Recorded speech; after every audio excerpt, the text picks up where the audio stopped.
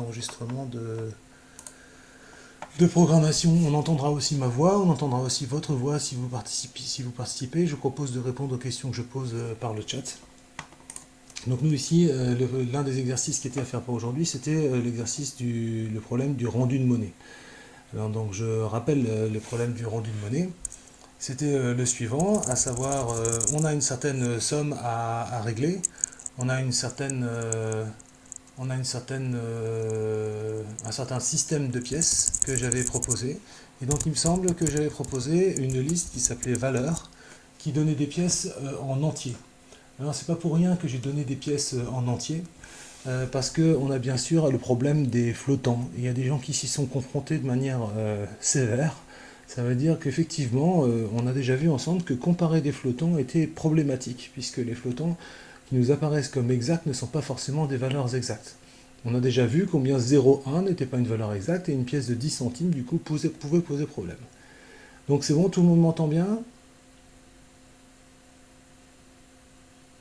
Merci de confirmer si vous m'entendez toujours bien.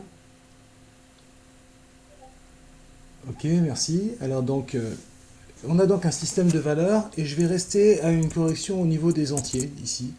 J'espère que ça ne vous heurte pas. Les gens qui ont fait des choses plus subtiles que ce que je suis en train de faire, eh bien dans ce cas-là, vous aurez bien sûr un feedback personnalisé sur les programmes que vous m'avez rendus. J'en ai reçu 5-6 tout à fait intéressants, voire même plus. Donc les personnes, comme on vient de me demander, qui ne l'auraient pas encore rendu et qui voudraient le rendre, n'hésitez pas à me le faire glisser sur Discord. Et vous aurez un feedback personnalisé puisque j'ai pas fait de collecte sur mon bureau numérique. Donc voilà notre système de valeurs. On considère ici que si vous voulez c'est des euros. On a une pièce de 1 euro, une pièce de 2 euros et des billets allant de 5 à 100 euros. Et donc ce qu'on veut faire nous ici, c'est demander à l'utilisateur quelle est la somme à payer, demander à l'utilisateur quelle est la somme à rendre, et dire à l'utilisateur, demander à l'utilisateur ce qui est payé, à savoir qu'est-ce qui a été donné par l'utilisateur comme argent, et lui dire comment rendre de manière optimale, c'est-à-dire avec le moins de pièces possibles ou de billets possibles, la somme à rendre.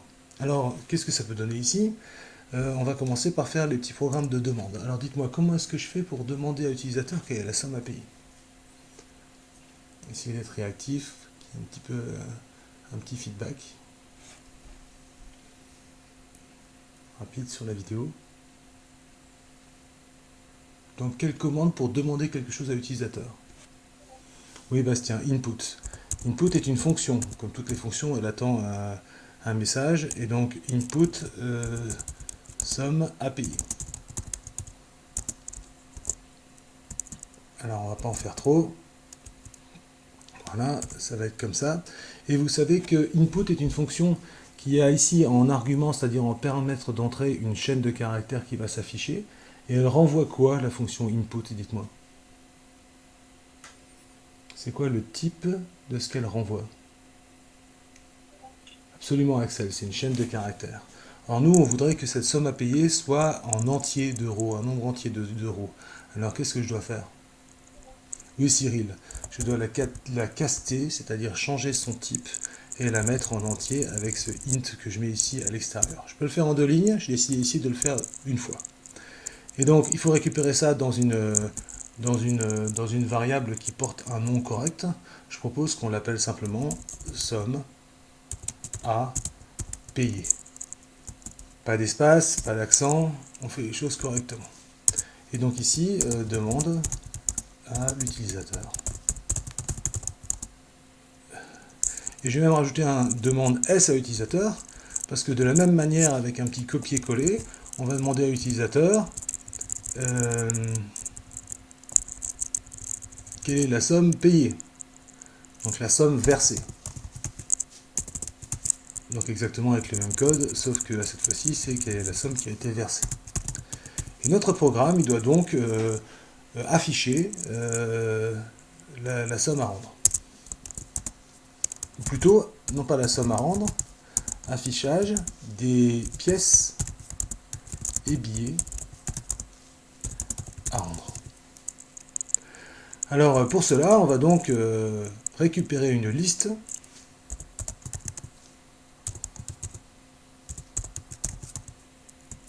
en appelant une fonction qu'on va appeler naturellement rendu de monnaie.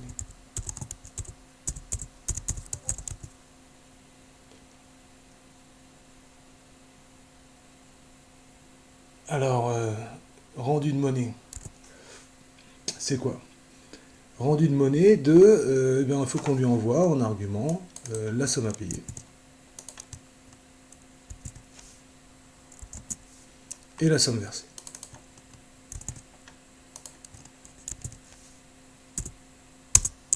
Et je vous propose, pour pas compliquer outre mesure les choses, de faire simplement un print de cette affaire-là. Alors ça va être le moment de faire un petit test intermédiaire, mais encore faut-il créer notre fonction rendu de monnaie. Comment est-ce qu'on définit une fonction?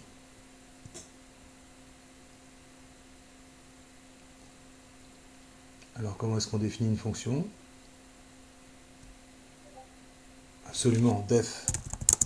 Très bien, merci. Def rendu de monnaie, et là ici on va pas s'embêter, on va faire un copier-coller de ce qui a été proposé ici, avec les pièces, les choses qui ont été envoyées. Alors, comme ce sont des variables globales, il n'y aurait pas forcément eu besoin de les envoyer. Il y a des gens qui ont fait des fonctions, sans ça. Et donc, j'essaie de faire les choses proprement. Vous notez que valeur n'a pas été envoyée, puisque c'est une variable globale, valeur, qui a été définie là en haut. Alors, on n'en fait pas trop. Alors, c'est quoi le rendu de monnaie? Notre rendu de monnaie, c'est donc de faire le meilleur choix possible. On va prendre un exemple. Si la somme à payer, c'est 50 euros. Pardon, c'est 42 euros, c'est ça l'exemple que j'avais donné. Exemple 42. Donc si la somme à payer, c'est 42. Si la somme versée, par exemple, c'est un billet de 50 euros, alors dans ce cas-là, qu'est-ce qu'on a envie qu'il affiche?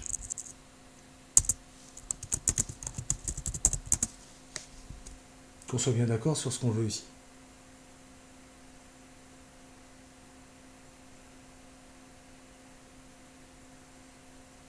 C'est quoi alors qu'on rend comme pièce ou comme billet? On a déjà répondu à cette question la dernière fois en donnant le travail.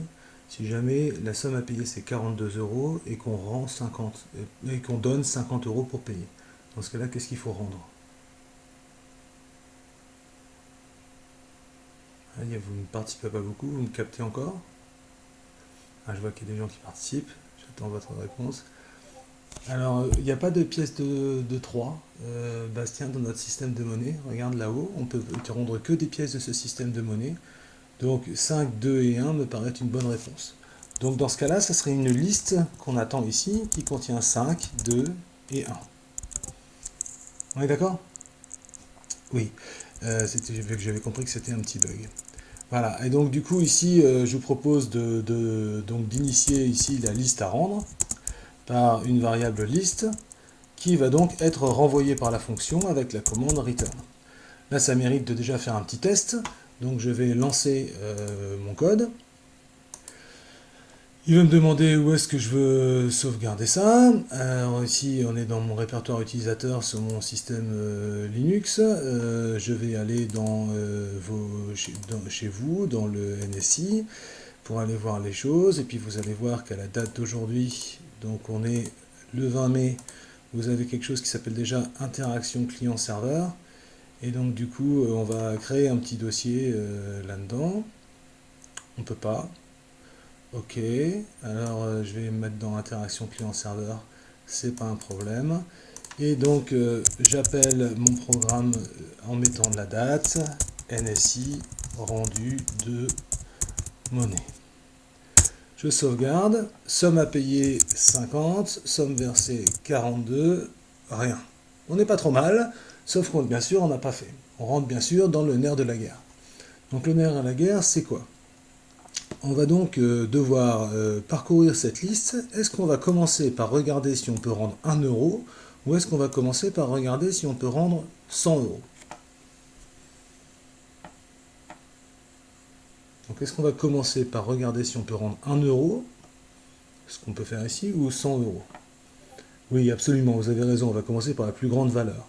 Donc on va regarder 100 euros et dans le cadre de notre exemple, 100 euros, bah non, il faut rendre 8 euros. Premier calcul qu'on va faire. Tiens, on va peut-être s'intéresser à cette affaire-là. À rendre, simplement on va le calculer en faisant la somme versée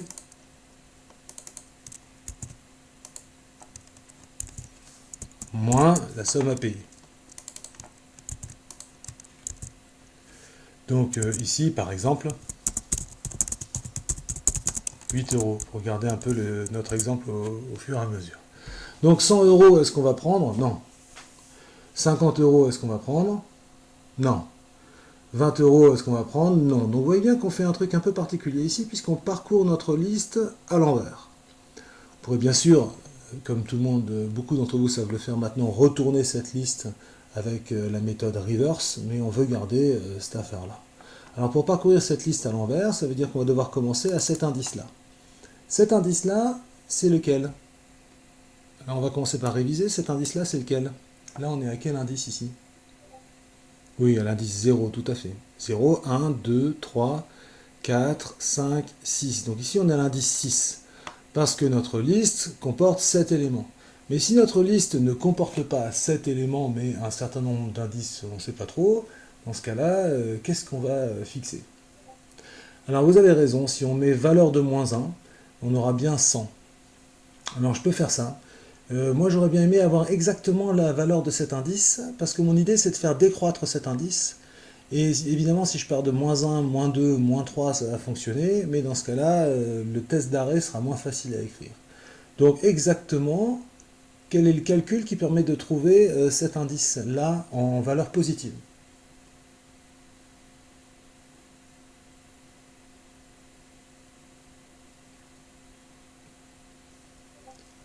Absolument. La longueur de la liste, moins 1. Donc on va donc commencer par l'indice. Alors je vais écrire quelque chose d'assez clair pour tout le monde. L'indice tout à droite. Qu'est-ce que ça veut dire l'indice tout à droite? Eh bien, on va donc dire que l'indice où on est actuellement, c'est donc la longueur de la liste, comme tu le proposes. La liste s'appelle valeur. Moins 1, puisqu'il y a 7 éléments dans valeur. Le dernier, c'est 6. Quand on a 7 éléments, c'est de 0 à 6.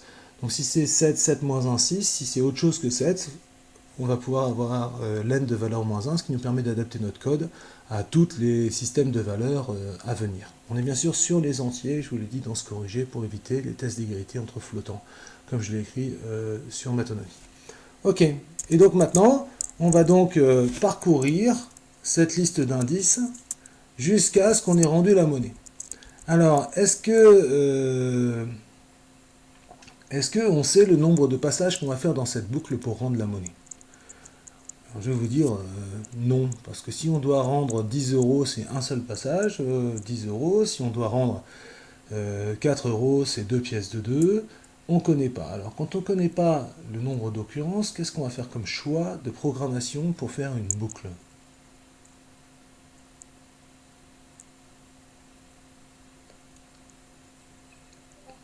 Absolument, on fait une boucle while. Merci pour votre participation. Absolument. Et c'est quoi notre test d'arrêt? Alors, quand est-ce qu'on s'arrête?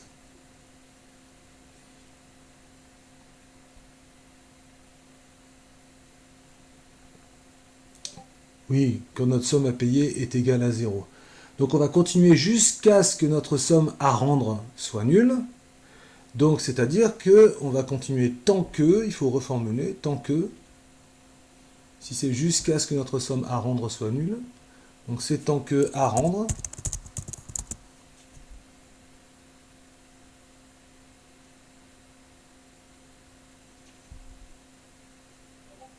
absolument, tant que à rendre est positif. Alors si tu mets supérieur ou égal à 0 comme tu as mis Bastien, si j'écris supérieur ou égal à 0, attention ici je risque de tourner à vide, puisque j'ai plus rien à 0, ça va continuer à rester dans cette boucle. On va plutôt faire tant que c'est strictement positif. Et là du coup, on sortira de cette boucle quand on aura tout payé.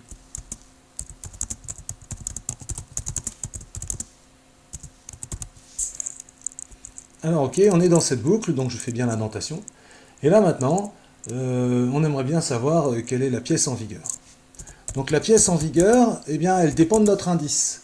Notre indice, il a été fixé ici. Comment est-ce que je récupère ce qu'il y a à l'indice posé ici? Avec quel code est-ce que je récupère dans la liste valeur ce qu'il y a à l'indice indice? Donc je veux récupérer la valeur de la pièce. Donc pour l'instant, 100 euros. Avec quel code est-ce que je récupère ça depuis la liste valeur? Oui, je vois que Girl Power est en action. C'est bien les filles. Et super, c'est effectivement liste de indices que je dois écrire. Mais attention, je vais l'écrire ce que tu me proposes, Alice, parce qu'il y a un truc à corriger ici.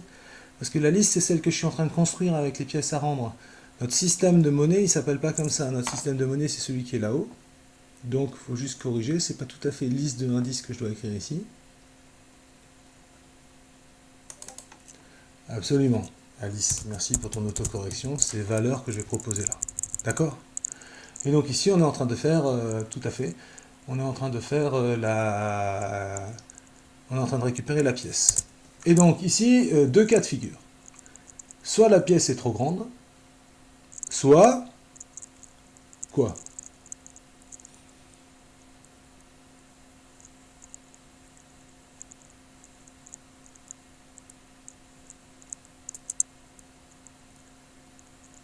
Alors, soit la pièce est trop grande, soit quoi?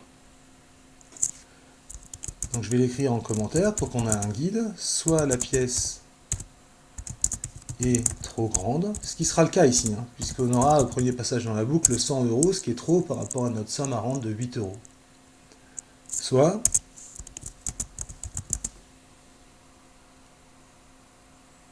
ben, qu'est-ce que je fais si la pièce elle n'est pas trop grande? Par exemple, quand j'aurai descendu, ce sera trop grand, trop grand, trop grand, trop grand, encore trop grand, puisque la somme à rendre c'est 8 euros. Alors dans ce cas-là, la question que je vous pose, c'est une fois que je serai arrivé là et que ma pièce sera pas trop grande, alors à ce moment-là, qu'est-ce que je fais?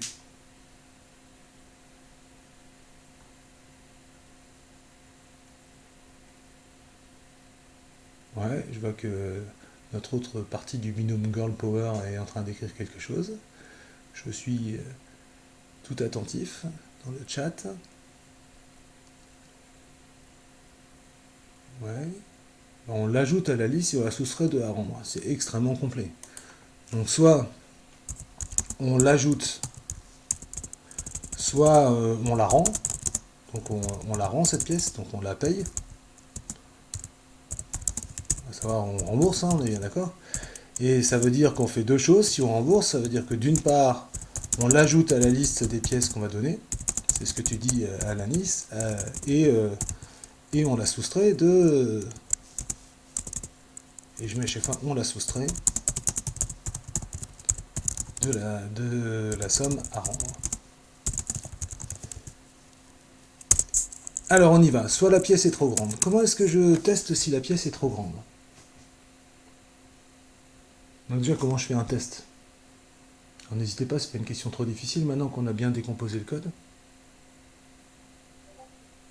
Absolument, avec un if. Très bien, bravo pour la participation.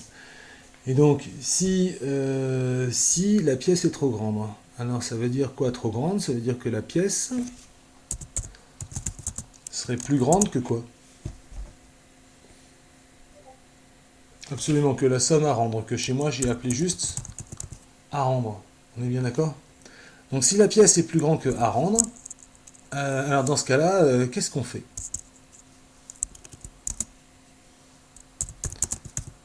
Ben, on regardera la pièce plus petite, ou une pièce plus petite.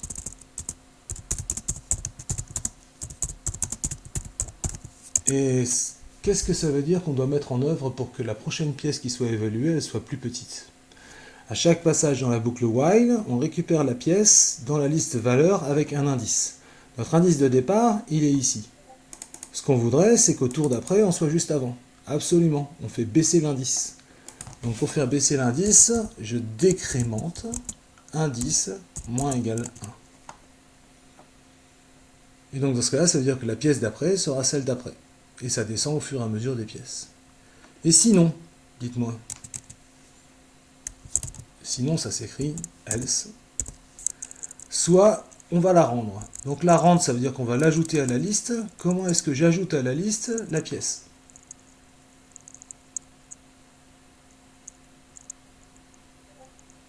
On va l'appender. Ok, c'est une des manières de faire avec la méthode append. Alors comment est-ce que ça va se taper précisément?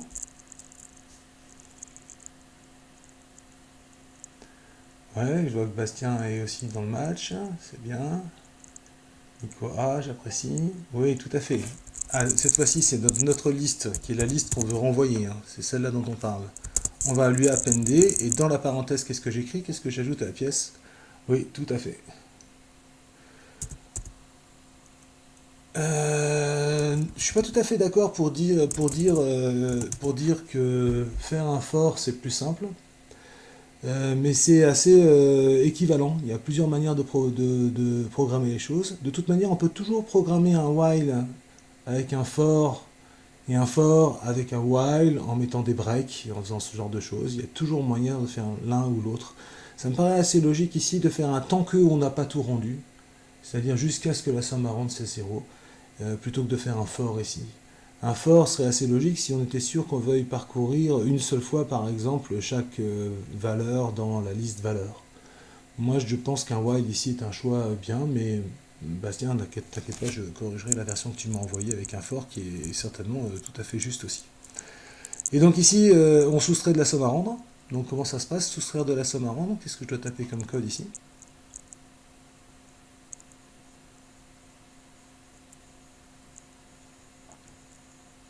Ouais.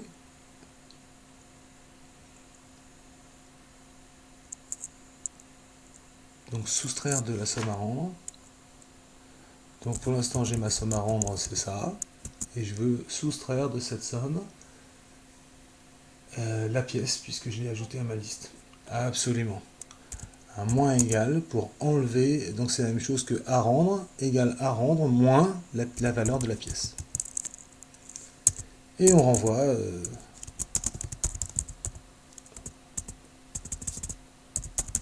liste. Voilà, et donc cette affaire-là, ça va être assez satisfaisant, j'espère. On va regarder si j'ai pas fait quelques boulettes. Quelle est la somme à payer? Donc c'est 42 euros. Ah bah je l'avais mis dans le mauvais sens tout à l'heure. Quelle est la somme versée? 50. On nous propose bien 5, 2, 1. Alors là ça devient un petit peu intéressant. On peut bien sûr faire des choses avec... on peut donc faire des choses peut-être avec des choix plus compliqués. Si la somme à payer, c'est... Alors qu'est-ce qu'on pourrait prendre pour que ça soit intéressant? C'est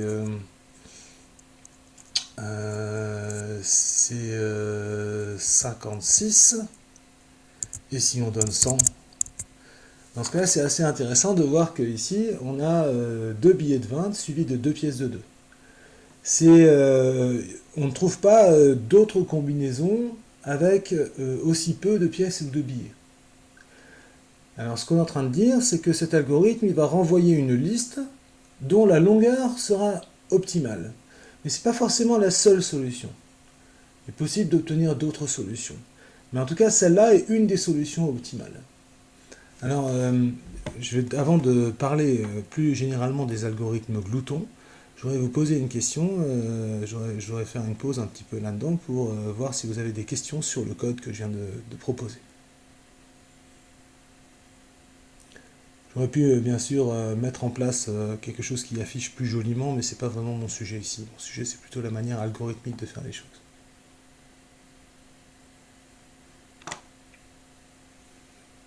Alors pendant que j'attends vos questions, je vais aller sur Matonomie un petit peu pour avoir un support pour la suite. Donc sur notre website.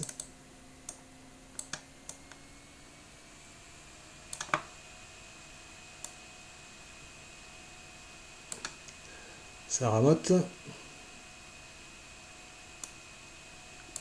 Voilà. Et donc je vais chez vous. Pas de questions sur le code? Alors je voudrais juste faire un petit commentaire pour dire que cette affaire-là, c'est un algorithme glouton. Alors c'est un peu nouveau, c'est clairement au programme, et à l'issue de ce cours, vous aurez un petit travail que je vais vous donner qui va être de nouveau un QCM pour vous remettre un peu dans le match, puisque je sais que vous aimez ça. Et donc un QCM complet, c'est-à-dire un sujet que vous auriez plus passé au mois de mai pour les personnes qui arrêtent. Donc je vous donne ce sujet complet à faire, et il y a une question sur que ferait un algorithme glouton dans cette situation-là. Et donc ce sera intéressant de voir si vous avez, ça sera pour moi un bon test pour savoir si vous avez compris quelque chose à ce que je raconte. Et donc ici, nous avons le sujet qui était proposé pour aujourd'hui. La correction proposée, la vidéo et le code seront mis à cet endroit-là. Et il y a eu des excellentes choses avec le test d'égalité entre flottants, je ne développe pas. Et moi, ce qui m'intéresse, c'est pourquoi un algorithme glouton.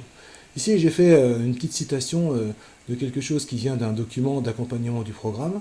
Et je voudrais expliquer que c'est un algorithme glouton parce que à chaque fois, à chaque passage dans la boucle, ici, eh bien, on va essayer d'obtenir la meilleure situation possible compte tenu de ce qu'on a.